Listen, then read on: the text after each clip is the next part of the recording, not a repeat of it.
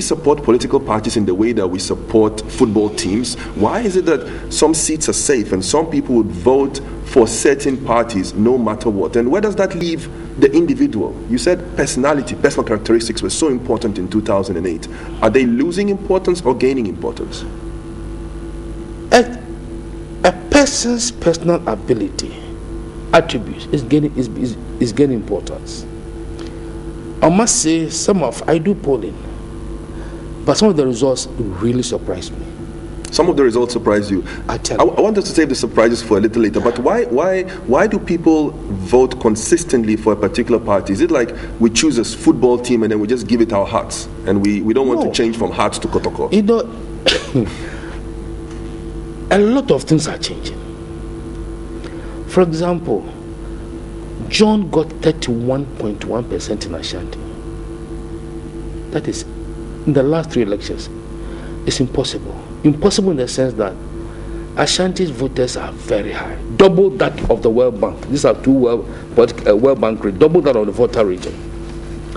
And John got 31% in Ashanti region.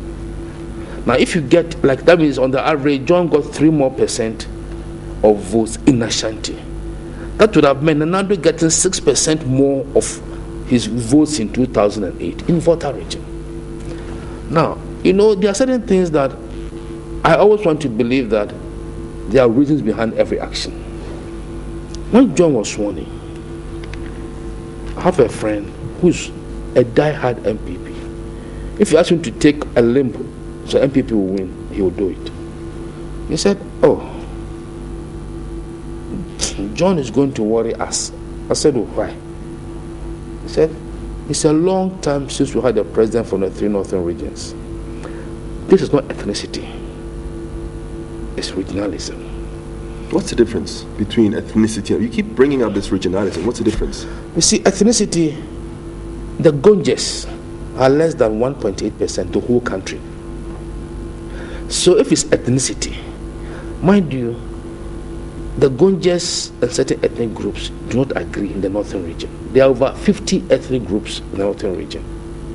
They don't see eye to eye because they've had a lot of ethnic clashes. So it's not ethnicity. And this is an MPP man who says Joy's choice has worried them. He said, "Oh, we haven't had a president from the 3 northern region for a long time." And the man is almost 45 years. So I went to the 2010 census and I realized that 80% of the population are below 40 years of age. That means for the oldest among 20 million of 25 million people, the oldest was 9 years old when Liman was overthrown in 1981. Then I went to the ethnic breakdown of the population census, and I took out all the ethnic groups from the 3 northern regions, and they make up over 25% of the population nationwide. In Ashanti alone, there are over 800,000 persons from the 3 northern regions who live in Ashanti region, far in excess of those who live in the Upper West region. So the opinion polls we did, locally, we will save the surprise for later. So straight away, I realized that if that was the sentiment, so I went for the election results in some of the zongos where MPP did well, about 40%. And we polled people there. MPP strength went down 10% in those polling, and the polling stations are maximum 1,400. The NDC strength went down in where they are gotten 40-45%. 2, when we poll, if you see the results sheet. I mean, yesterday when I heard my friend Franklin Kujo of Imani saying we don't poll, we sit in the office and conjure. 12 years, 16 years, I'll be doing polling for people to insult me because they think I haven't said what they want. I'll just every month stick lotto and I won't even do journalism. I'll just sit there and be so my friend Franklin Kujo maybe had verbal diarrhea. I can give you some prescription for, verbal diarrhea. Yes. What's the rehydration? The local balance for verbal diarrhea is you talk by heart. So okay, my director says don't encourage Ben. I can hear him in my intercom say don't encourage Ben. Okay, I'm not going to encourage you. But talking about the margins, the front page of today's edition of your paper, the Daily Dispatch, has something really interesting. In percentage terms, the margins have not changed very much. But when you look at it in terms of numbers, and you mentioned Ronaldo losing by 40,000 votes in 2008, this time the difference is 325,800, nearly 326,000. That is what the difference is in terms of people, individual votes. How do you explain that? You see, I'm not saying that the MPP is not right in whatever allegations they're putting out. But I don't think it is possible that voters will vote in 32 constituencies, vote for the NPP, NDC parliamentary candidate, and vote for Ronaldo. They can go to court. That is the joy of democracy. And in some of the constituencies, if you take it to Accra, Okakwe North is Achimota Alumne, Bemo, Azuma Nelson area. Akufo-Addo won. The margin was less than 3,000. Tema East, the NDC MPP candidate also won in Okakwe North. Ronaldo's margin was less than 5,000. Tema East, the MPP candidate won by 3 votes. Ronaldo's margin, I think, was less than 1,000. Tema West, the MPP candidate won by 800. Ronaldo's margin was less than 2,000. So in these 3 constituencies, Ronaldo's margin is less than 9,000. Oriodo, Nilante wins by I think 15,000, 16,000, and John's margin is 15,000. From 2000 to date, the presidential candidates of the NDC and the NPP had always gotten more votes than their parliamentary candidates. It's because many of the supporters of the smaller parties vote for the 2 of them. I have a credibility theory, but I'll ask you that question if we have time later. I want to ask you about this article, how NDC won 18 of the 26 seats in the Western region. NDC is doing better and better and better in the Western region. I'm saying that some of the results took him by surprise. They have hitherto voted for the NPP in the parliamentary elections. It's only and they have voted for the NPP in the parliamentary and the presidential. In 2000, they shifted a bit. In 2004, the margin of victory that President Kufuor had over Atamals was 45,000.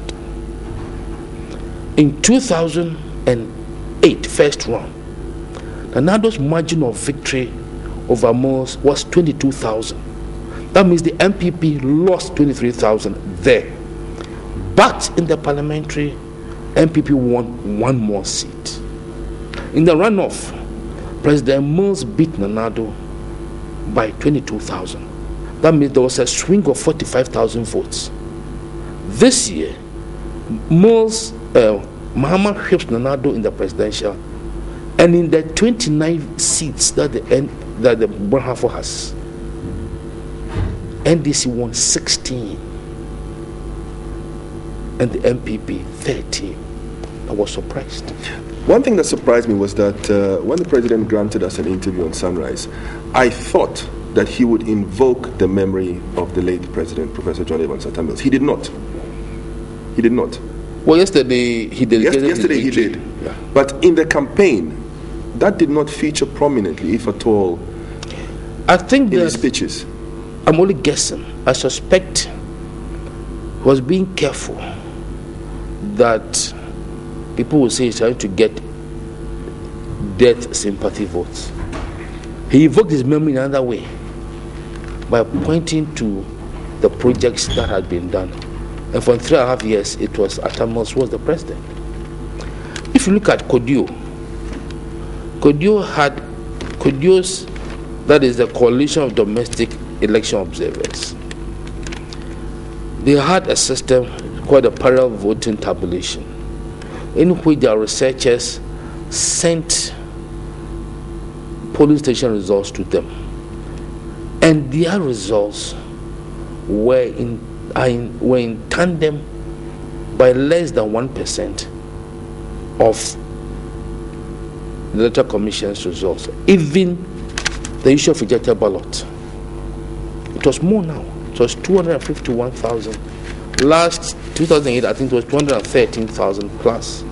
What explains this? You know, on this program, I told you that Nanado will suffer a lot of rejected ballots. If you realize, there's one is why you use the picture of Asudin Ketia and Jikewichabelamte praying when they're going for the balloting. If you have a smaller party come above you in the ballot in the presidential, you are finished. I think I understand this. When I was voting, in fact, Ben, I felt so nervous. I was surprised at myself. Yes. The first time I voted for the presidential, I had to check the ballot paper after I tampered it to make sure that I put my print in the right place. Yes. The second time, I nearly put my parliamentary ballot in the presidential box. And the people in the queue said, hey, and corrected me. So you see, that was me. And I think that, I've soaked a bit of pressure in public. Yes. You see, people do understand. I had this 96. I saw the trend. I wasn't sure. So in 2000, I made it a point. So I told the lady Danlati, something done, you do very well. Especially in the 3 northern regions. He said, oh, you press, you are fond of teasing people. When the results came, Eric, he had 10,000 northern region where he never campaigned. So he called me and said, now why? Danlati was first. Second was Mills. Now, in most of the constituencies, the various members of parliament campaign more than the president will go to their constituencies. So in 2000, it was then 200 seats. I think the GCPP for about 10. So in 190 seats in the parliamentary, the NDC was first spot. What were your favorite subjects in school then? Was it maths and Fortunately, economics? no. You didn't like maths? At all. Did you like economics? No. History? Yes. Do you ever think about making big money out of your knowledge, your ability? Well, I think that I enjoy making people understand that elections and opinion polls are not juju or prophecy. If someone wanted to sell something other than a political candidate, say something for profit, some kind of drink or utility, and they came to you and said, could you conduct an opinion poll and tell us whether people would buy it? Quite a lot of market research for companies, but on the quiet, it's for the companies. We don't talk about it. So in 2000, the various parliamentary candidates of NDC, they will go and say, when you go, vote the top. Now you vote the presidential first. So they will go, Ashruwa is Danlati, then they will vote most rejected ballot. Fast forward to 2012. First was Mahama, second Latis, and third Nanado. Unfortunately for the MPP, you see, if it's 1 and 2, the two parties, no problem, because they will always vote all the parliamentary seats.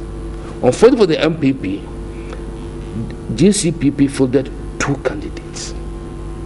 So in 273 constituencies, the NPP was second. And the parliamentary candidates, instead of saying vote for the elephant, they said, Ukwa to second spot, vote the second spot. So they will go to presidential first, vote the second spot, is very lucky. Then vote Nanado, bye-bye, rejected ballot. You know why I'm laughing? Why? It just makes me think about, the true meaning of education. All the voter education we keep talking about. There are some, like serious surprises. Former Western Regional Minister, Mr. Joseph Wain Edu, losing to someone that your newspaper calls, virtually unknown, the NDC candidate Akwesi Opong for in their East constituency. That's a GNA story, so we carried it without correction. This was the second time they were meeting.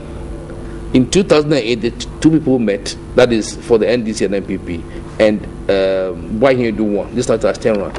No, the surprise now saying, Western region, 26 seats, NDC won 18. Central region, 23 seats, NDC wins 16.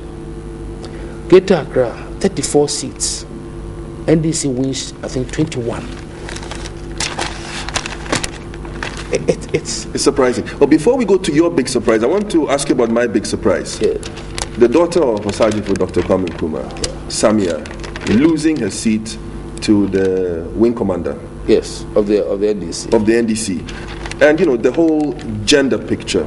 Do we have more women going to parliament? Do we have less women going to parliament? I think the last count was, 25. Now I think we have about 28 or 29 going to parliament. That's what the women did well. Kwame Adum wants to know if the swing regions really swung.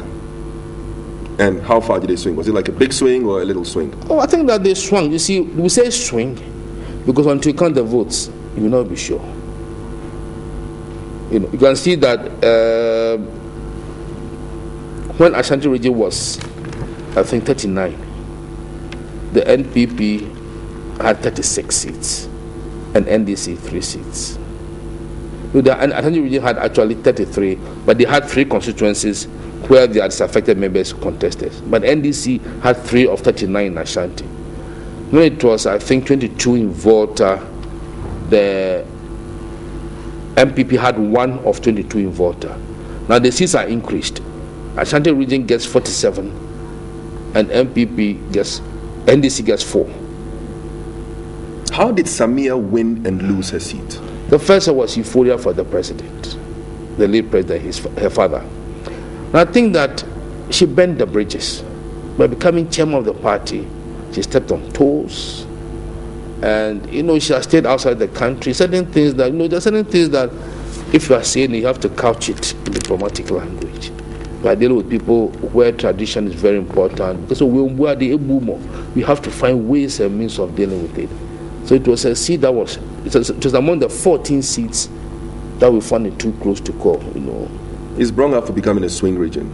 It has become swing region. It has become a swing region all of a sudden. And that's good for our democracy. Now, you have to deal with 4 regions that until they count the votes, you cannot. What was the biggest surprise for you? Hanabisu winning her seat at one of the Thanos constituencies. Seno Kitidua winning her seat in Lejokuku. Because these are 2 places that, we did tracking for 4 months. These are really swing areas.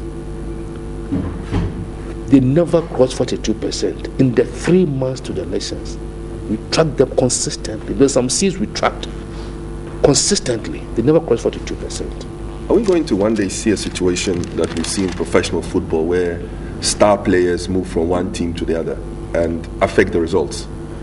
Oh, you see, I always tell people that, celebrities saying they support this party, that party, it all makes the game interesting. I'm talking about celebrity politicians, those who actually stand for elections, who are on the ballot papers. You see, and this also brings into mind those sitting at the last chat we had. Is it possible for someone to be in party A and be a big-time consistent winner, come to some sort of disagreement, move to party B, and people start voting for the person rather than the party? If you move to party B, you lose the seat. The best is to move to be independent. There are about 3 independents. All of them are from the NDC stock. They lost in 2008, the 3 independents, that is Shaba in Koko, Kuregu in Busumi Frehu, and Bekwai. These are NDC members who lost the primaries and felt affected. So if you move to the other party, you are done. It's better if you move from your party, go independent. Those who think that you were cheated, because the delegates decide, they will vote for us independent and vote. Another thing who surprised me was Tenya. I didn't think he would win. I thought that he would get more seats, more votes, to be able to split. He got less than 4,000, so the NDC retained more money. And as for the NDP, I don't know if Mrs. Rawlings will decide to disband the party. No impact at all. Do you conduct exit polls as is done in some other democracies? You can't. You think, Eric, even when you voted, someone asks you, oh, Eric, yes, who did you vote for? Who just like the person? See, that's what I'm saying. Maybe a mental slap. I'm trying to restrain myself. No, these are some of the things we tried in 96. I told you I could bring the US model. It's like you ask them, but one or two more, no. The way they look at you, you repeat the question. The way they will just look at you, Eric, you repeat the question. You will not. And one thing that I realized is NDC had always had about 2 or 3% down in opinion polls, but their strength is in the rural areas. So, like, if we send our researchers to go to do something, work in Tamale or in the particular constituency, yes, we will speak to Kayayi, unemployed, doctors, professionals, and so on. But where you have to go with motorbike to about to an area like Bumprugu, where you receive Togo television images, it's impossible to go there. This is where a bulk of any supporters are. So NDC consistent, not only on my post, on other posts I've seen, they've always had 2 or 3%.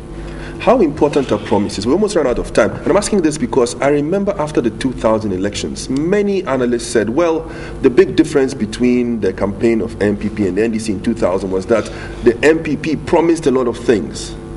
And the NDC, under the flag bearership of the late President Mills, did not go out to make any big promises. So people thought that promises were key, and especially people in the rural areas who are relatively less prosperous are very susceptible to promises and hope. How important are promises? Because in this campaign, we saw one really big promise, the free SHS education promise. And that was a risk the MPP took. They put all their eggs in the free SHS bucket. People complain about, the NDC promised to do this road, they haven't done it. When you can give you free SHS, people do this free SHS. And next time I come, I did bring the book. If you see our tracking, you could see that the more the NDC fought back in terms of explaining that free SHS is not the solution, MPP's percentage points kept dropping. Now, we're not releasing the trackers. People will say, we are using it to discourage, to swing voters. That's why I always tell you the other time that we release our polls 3-4 days to elections. And then finally, the politicians should now think and measure the impact of media. If you sit in a crowd, in the capital, and you listen to what is said on the airwaves, you read what's on the front page. Those are opinions. Yeah, but you see, people don't travel out.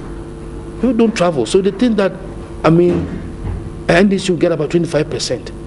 I'm encouraging the political parties and individuals to just sit back, reflect on 2008, what happened, 2012, and just change their attitude. Maybe the serial callers do both parties, NDC and MPP, a lot of disservice. Talking about big surprises, would you be surprised if one of your predictions regarding the consequences of this election not come true? That none of the major political parties will actually split amongst personality and regional or ethnic lines? I'll be surprised. You'd be surprised again? I'll be surprised. Thank you very much. Everything we hear is an opinion, not a fact. Everything we see is a perspective, not the truth. It's really easy to demonstrate this. If I held up this today's edition of the Daily Dispatch, you see, you would see this page and I would see this page. So your perspective will be different from mine. But we live in a multi-dimensional world, and this is one of the realities. Get yourself a copy of today's edition of the Daily Dispatch. Interesting article on page 2. CODIO, the Coalition of Domestic Electoral Observers, asks MPP and Nana to concede defeat. And you can see some of the figures that CODIO had for themselves and compare them to those from the EC and perhaps to those in the media. Ben, were you surprised by some of the mistakes that were made by the media, alleged mistakes, when it comes to the election results, the numbers? The multimedia did not make any mistake. You did not see any mistakes? No, because they were just inputting. You see, I've said before, Eric, you lose election at the polling station. So if you sit down, you see, let them go to court. I believe in democracy. Let the MPP go to court. Let the court decide. Because Afarajan looked at it and said it doesn't wash. Let them go to court and let the courts decide. It will be an interesting court case. After judgment, then this will be the next big one. Yes. Okay, I've been talking to Ben Ephson. He is the editor of the Daily Dispatch. Factually reliable, reliably factual. Well, he seems to have proven it over 5 out of 6 elections. He told us some of the surprise